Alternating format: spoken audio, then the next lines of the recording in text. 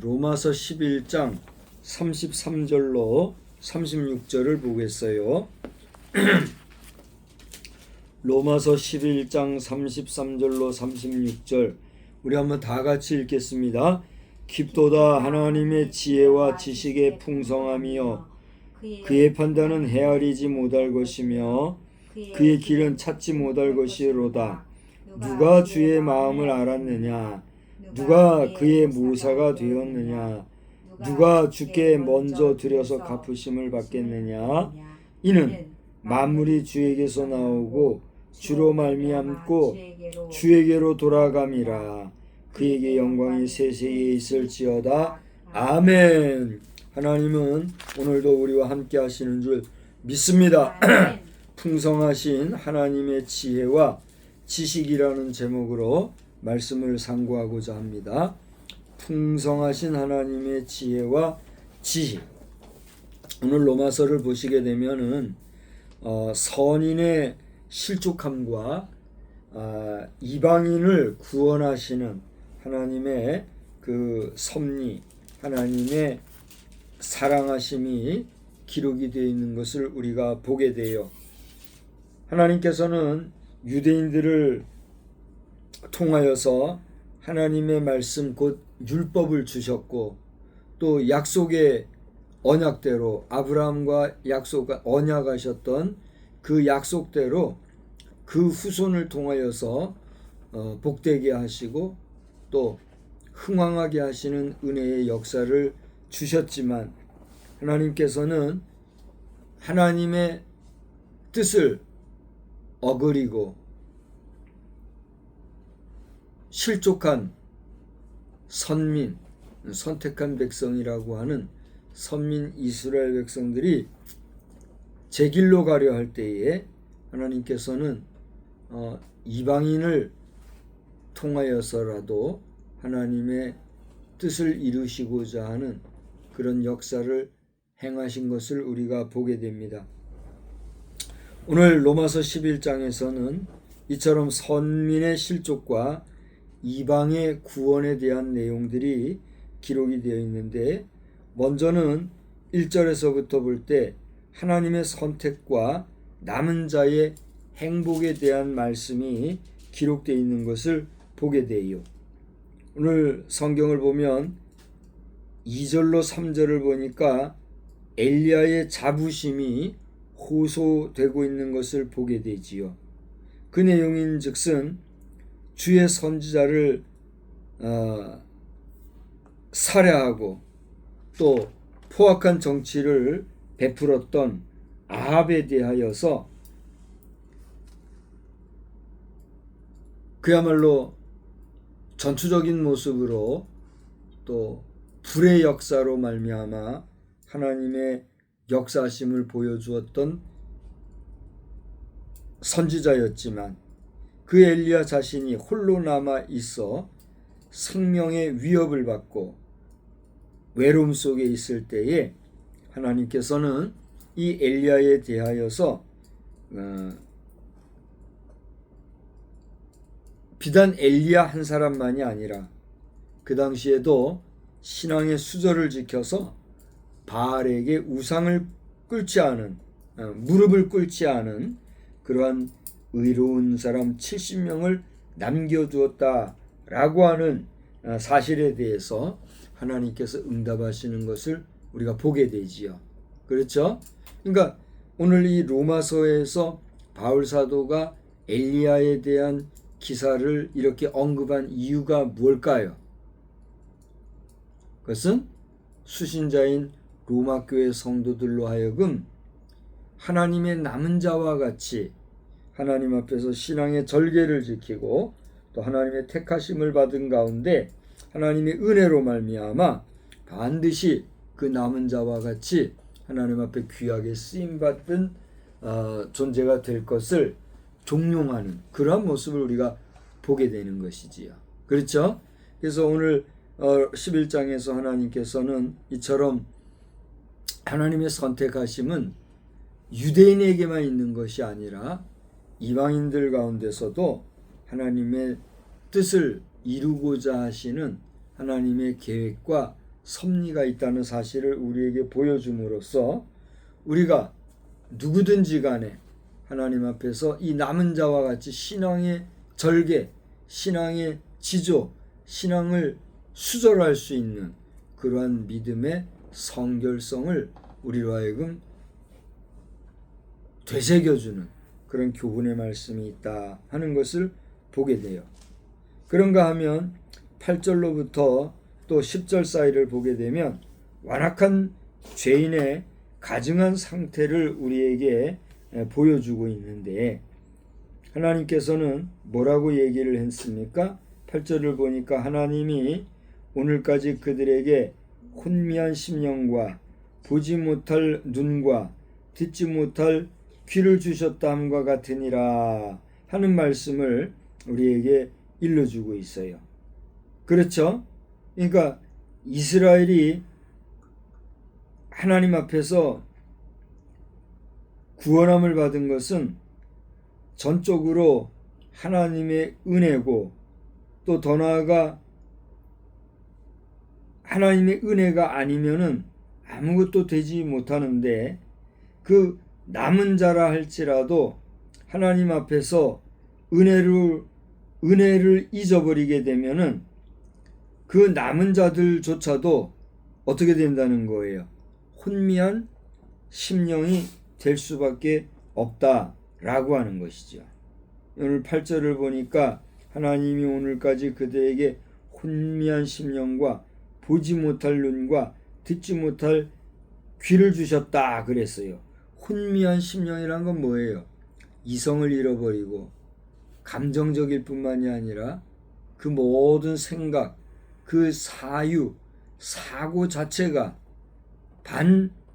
반이성적이고 반지성적이며 그리고 짐승과 다를 바 없이 잘못된 판단력과 잘못된 생각 속에 빠져있는 그 혼미한 거잖아요. 뿐만이 아니라 보지 못할 눈, 아무리 건강해도 사물을 보지 못하면 어떻게 돼요? 눈은 마음의 창이라는 말이 있잖아요. 눈이 어두우면 모든 게 어둡게 보일 수밖에 없는 것 같아요. 제가 지금 시력이 많이 떨어진 것 같아요. 그래가지고 지금 아주 뿌옇고 시력이 예전 같지 않나요. 예전에는 안경 끼고 하면 그냥 보이고 그랬는데 지금은 시력이 아주 안 좋아져가지고 아주 많이 힘들어요. 그러니까 이 말씀이 쉽게 이해가 돼요. 그러니까 보지 못하는 눈이라는 건 뭐예요? 그만큼 구실을 못하는 거예요. 그런가 하면 듣지 못할 귀를 주셨다 그랬는데 듣지 못하는 것도 어때요? 모든 상황을 판단하기가 어렵고 그 모든 실시간 환경을 구분할 수 없는 장애적인 요소가 귀 먹는 거 아니겠어요? 눈 멀고 귀 멀고 정신마저 혼미해가지고 판단 능력도 없고 그렇게 되면은 어떤 상황에 빠져요? 그 뭐 사람 노릇 못하는 거 아니겠어요? 근데 하나님을 잊어버리고 하나님의 은혜를 저버리게 되면 바로 이와 같이 그 심령이 완악해져서 그 완악한 심령으로 말미암아 가증한 인간이 될 수밖에 없다라고 하는 것이에요. 그러므로 죄인에게 임하는 하나님의 심판은 9절에 이른 대로 그들의 밥상이 올무와 덫과 거치는 것과 보응이 되게 하시옵고 그들의 눈은 흐려 보지 못하고 그들의 등은 항상 굽게 하옵소서 한 말씀과 같이 죄 중에 소망이 없는 도덕적인 어떻게 보면 도덕상 야생의 죄인과 같은 그러한 인생으로 빠지는 것을 우리가 보게 되는 것이죠. 여기에서 갑작스럽게 이 야생나무와 참감람나무의 접목의 이야기가 거기 보면은 나와요. 그죠? 여기 몇 절이에요? 10몇 절이에요?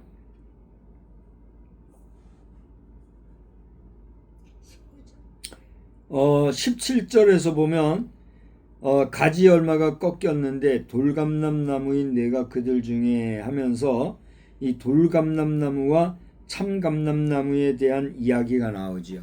그죠? 돌감람나무라는 건 뭐예요? 야생나무를 얘기하는 거예요. 야생나무로서 이것은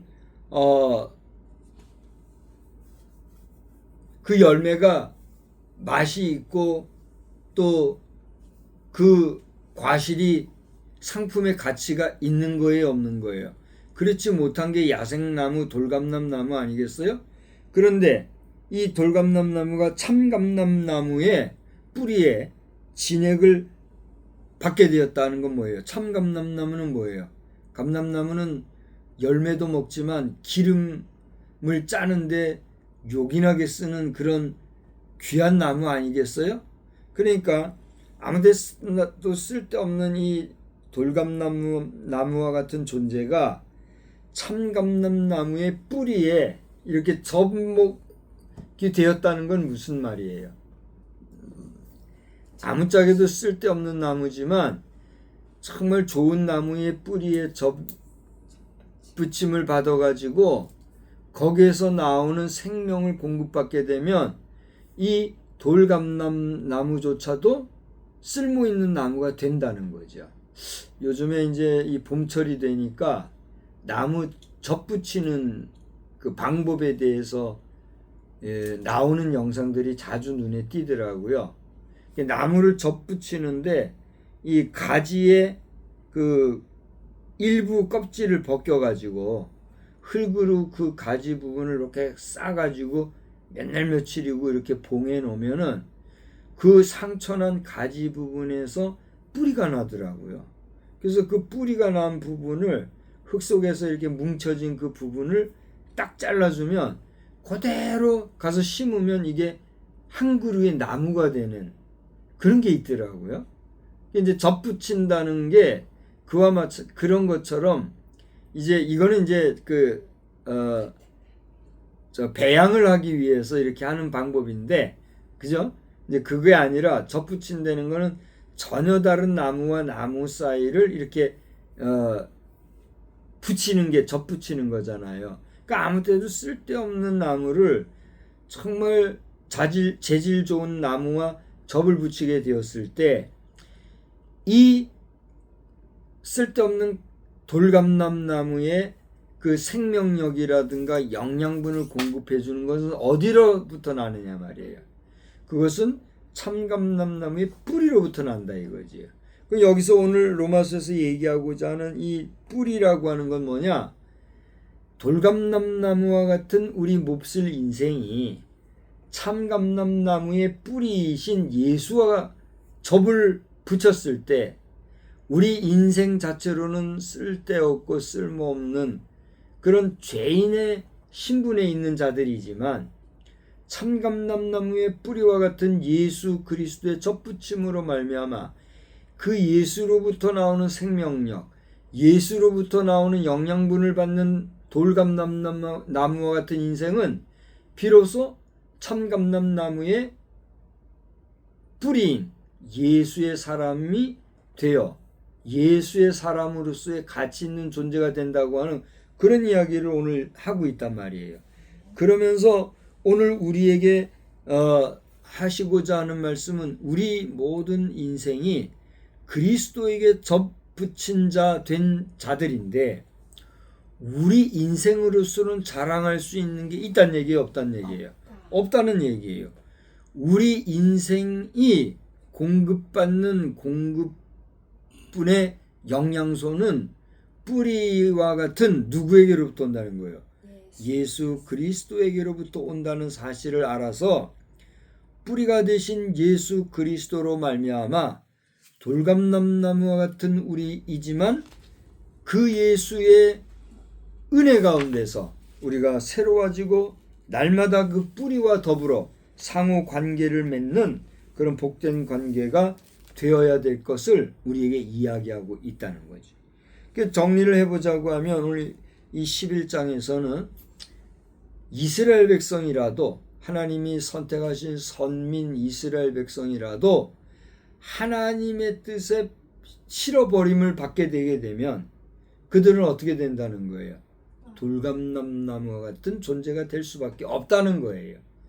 그러나 이방인이라 할지라도 하나님께서 구원해 주시고 그 이방인들에게도 주 예수로 말미암는 복음이 들어가게 될 때에는 그들 이방인들도 하나님이 사용하시는 하나님의 백성이 됨을 알아서 오늘 로마 교회 성도 여러분들은 바로 이 아합에게 무릎 꿇었던 자들과 같이 신앙의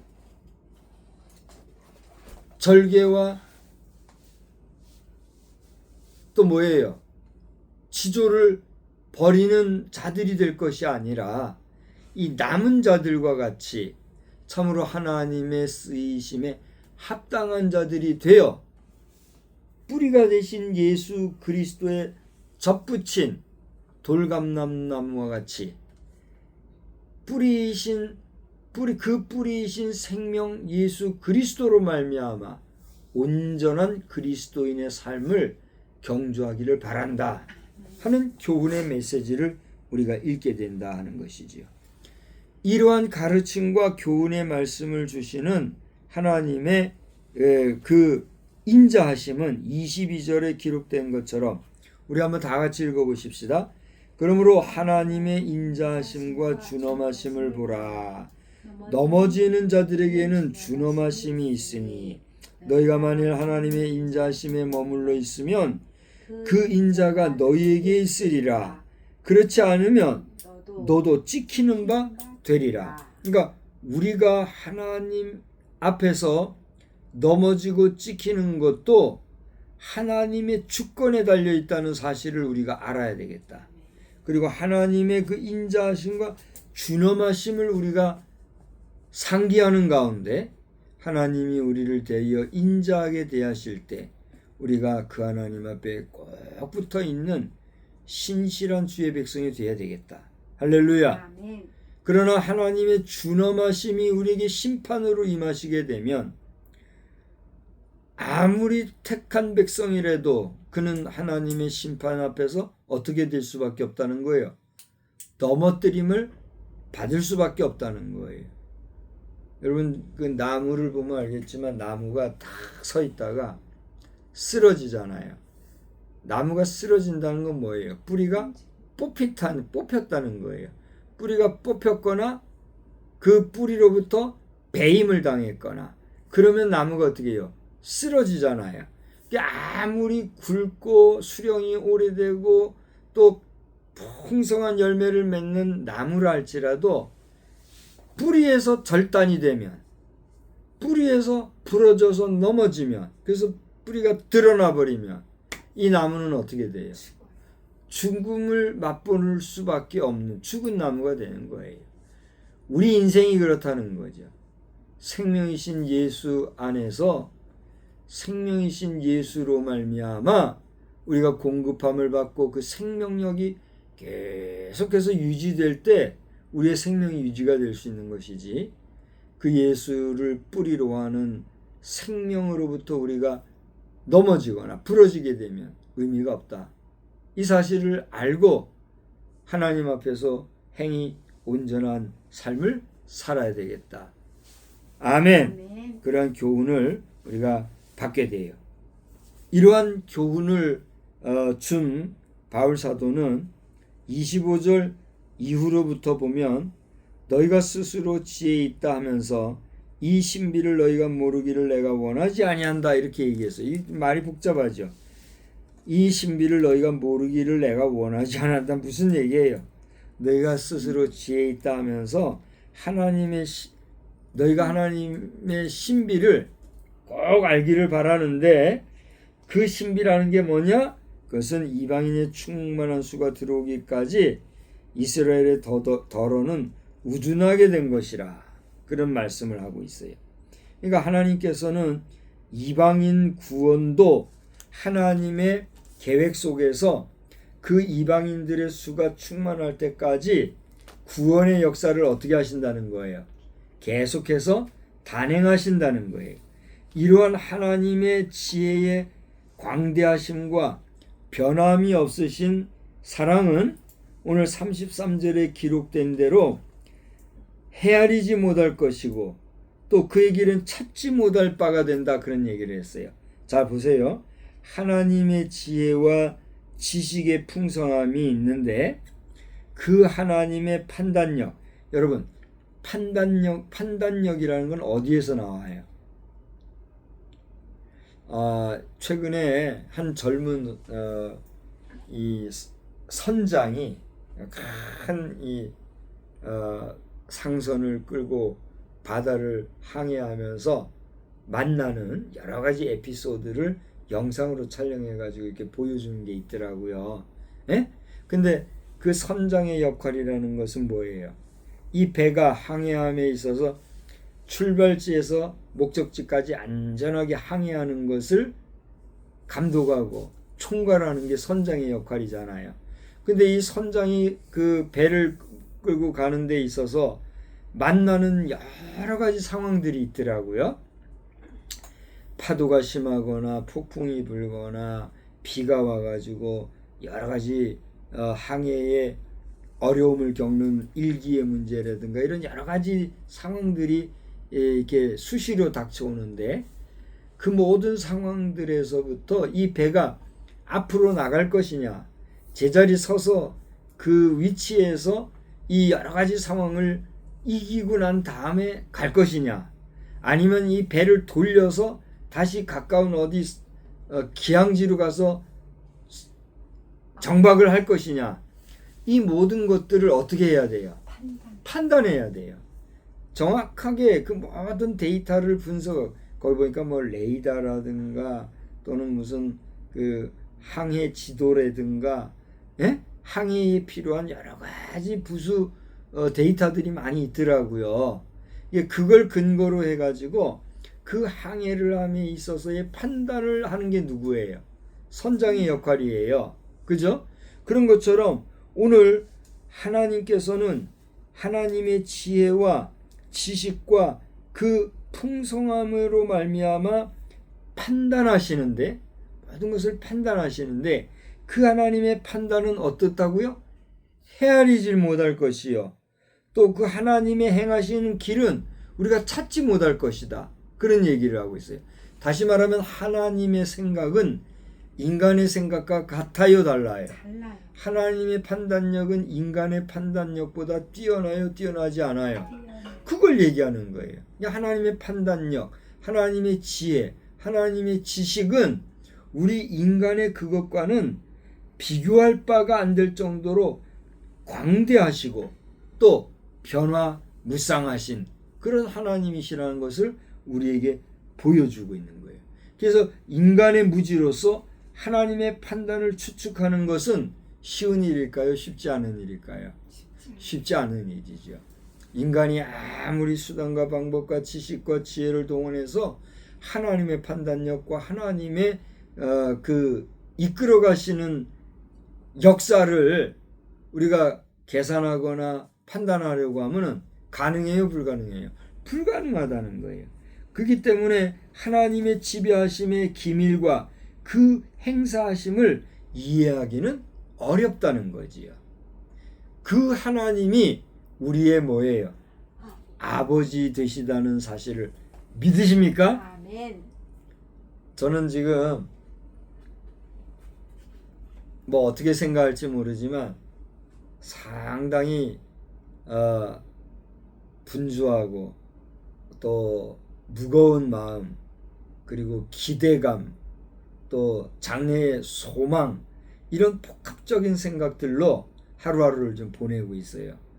앞으로 하나님께서 나를 어떻게 이끌어 가실 것이고 나에게 어떤 환경들을 주실 것이며 어떤 사람을 만나고 어떤 상황들로 이끌어서 오늘 나에게 주신 소명에 대하여 이것을 펼쳐나가실 것인지에 대한 그런 기대감으로 하루하루가 뭐라고 표현할 수 없는 시간들을 보내고 있어요.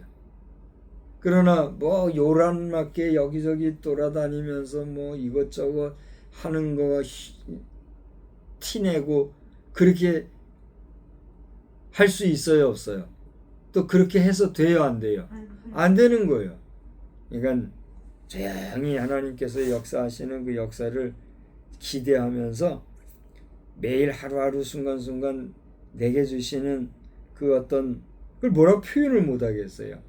그 어떤 그 상황들을 예의주시하고 그런 상황들이 닥쳐올 때에 내가 해야 할 일들이 무엇인지 준비하는 그런 시간들을 보내고 있거든요.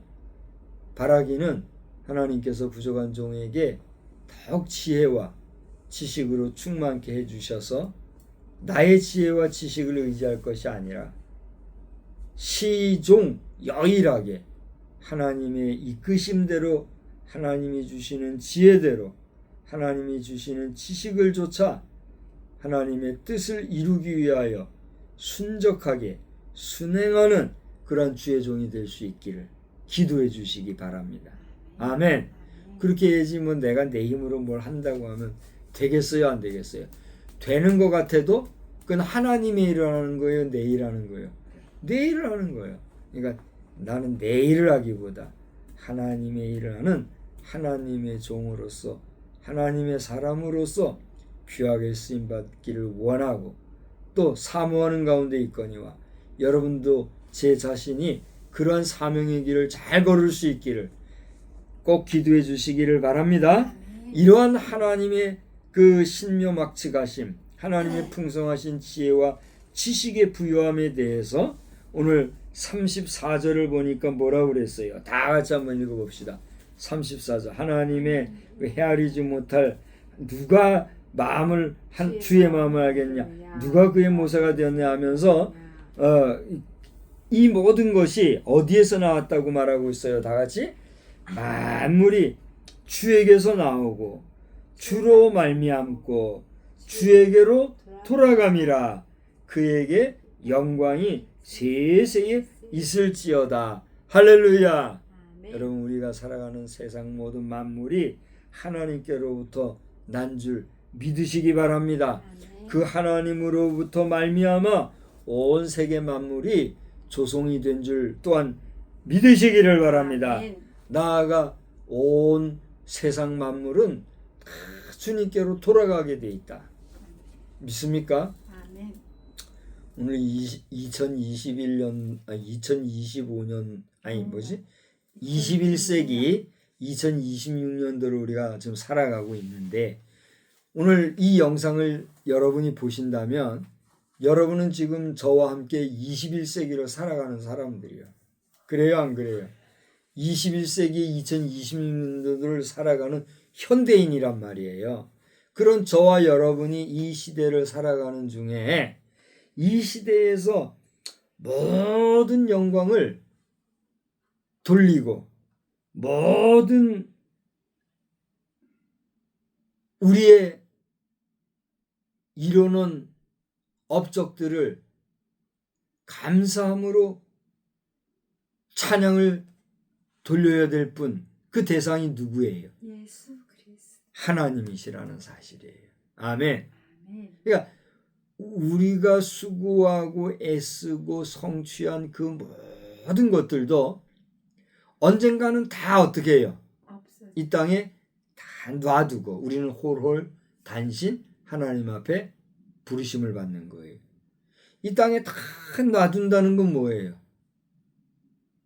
이 땅에 놔두는 거는 누군가가 손댈 존재가 있을 거 아니에요. 수시로 가만 보면 돌아가신 분들이 있는데 돌아가신 분들 보면은 그분들이 생전에 쓰던 거 사용하던 모든 물품을 어떻게 처리해요? 옛날에는 가족들이 뭐 불에 탈라 불에 태워 살르거나 뭐 여기저기 고물로 내거나 막 이렇게 해서 다 처분을 했잖아요. 그죠? 근데 요즘에는 그거를 전문적으로 와가지고 다 수거하고 정리해주고 하는 그런 전문 처리하는 사람들이 또 있다면서요. 그것도 또 자격증을 따야 된대요. 그래가지고 그걸 뭐라고 그러죠? 장례지도사인가? 하여튼 그래서 그거 다 해주는 사람도 있다 하더라고요. 그러니까 한 인생이 이 세상을 떠날 때는 다 놓고 가면 그걸 어떻게 하는 사람이 있어요? 정리 처분하는 사람이 있잖아요. 근데 그런 사람조차도 어떻게 해요? 다 언젠간 떠난단 말이에요. 결국은 무슨 얘기예요? 이 땅에 살아가는 우리 모든 인생은 이 땅을 떠날 때 모든 걸 다 놔두고 가는데, 놔두고 가면 그 누군가가 그걸 다 처리하겠지만 그렇게 처리하는 사람조차도 다 떠나는데 결국은 뭐예요?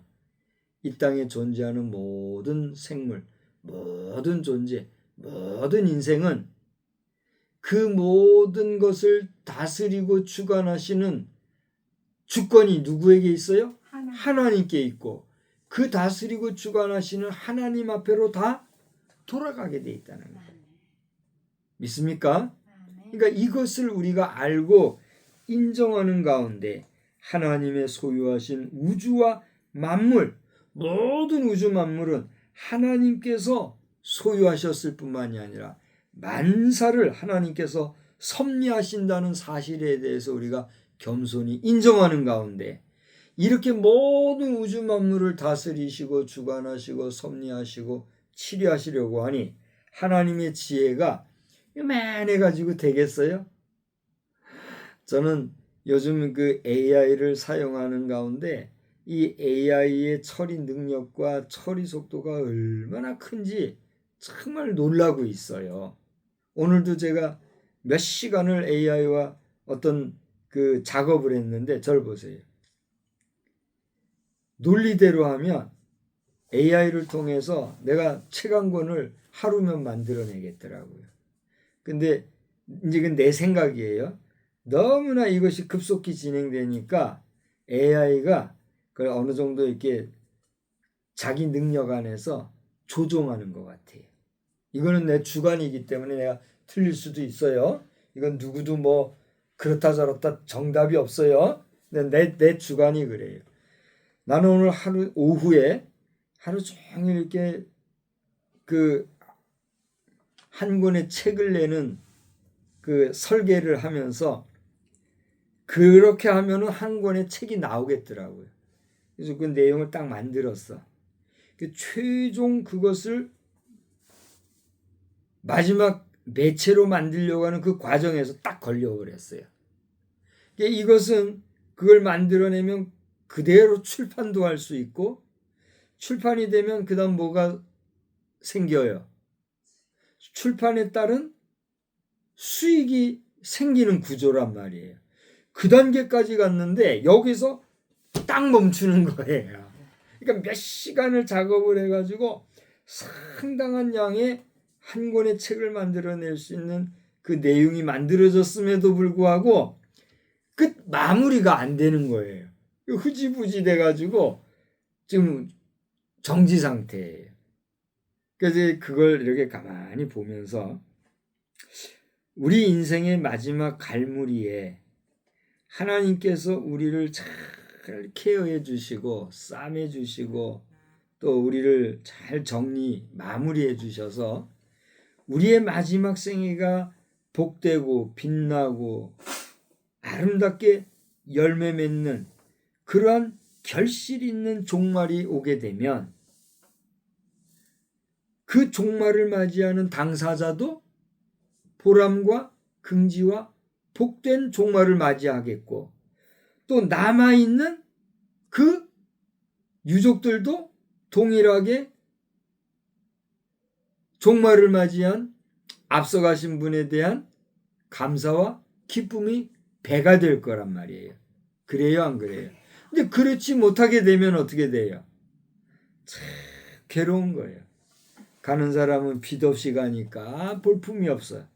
남은 사람은 그저 한 사람 처리하고 아무것도 없으니까 허탈하고 그저 비애와 슬픔만 가득하게 되는 거예요. 그래요, 안 그래요? 네? 그렇죠? 그래서 오늘 하루 종일 내가 나의 마지막 종말을 참 아름답게 내가 맺어야 되는구나, 그런 생각을 하게 됐어요. 나는 우리 장인 어른의 마지막 가신 모습이 너무 아름답고 복되어 가지고 내 최소한 그 정도는 돼야 되는데 그런 생각을 했단 말이에요. 근데 그거 가지고 되겠어요?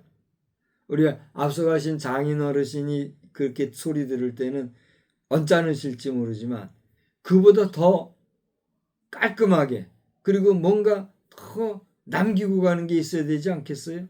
그래요, 안 그래요? 마지막 임종, 종말을 맞이하는 사람들의 모습을 보면 그가 어떻게 살아왔는가를 우리가 안다 그러잖아요. 그죠? 한 사람의 마지막 가는 모습을 보고 그 사람이 어떻게 삶을 살았는가 우리는 판단할 수 있다. 이런 얘기를 하는데 바라기는 오늘 모든 지혜와 지식의 근본이 되실 뿐만이 아니라 이러한 지혜와 지식의 풍성하신 오늘 제목처럼 뭐라고요? 풍성하신 하나님의 지혜와 지식이 오늘 그 하나님의 자녀요 백성인 우리 각자의 심령에 넘침으로 말미암아 주 예수로 인한 하나님의 자녀요 백성으로서의 지혜와 지식의 풍성한 우리의 삶이 되기를 주의 이름으로 축원합니다. 축원합니다. 하나님 아버지 감사합니다. 하나님은 풍성한